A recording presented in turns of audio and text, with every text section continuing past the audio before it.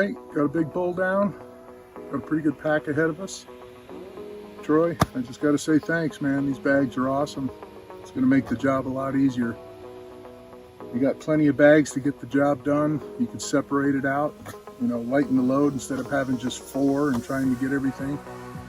So, you know, thanks Troy, and thanks 60-inch Club for providing a great product. We're get back to camp. They got drawstrings. We can hang them from the meat pole, and they're just great. I appreciate it. Thanks for putting a lot of research in and making a great product. All right, first load to the canoe. Troy, handles, critical. Critical. Let me tell you, this old man's pooped out and we're only on the first load. Now we're going for the big boy. You gonna try it on your own? Look at that. Look at those handles work.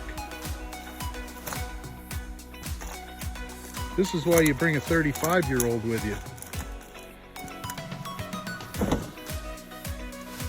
How about it, Troy? Handles. To get your first wild game bags with handles, go to 60inchclub.com and click on Wild Game Bags. Happy hunting out there.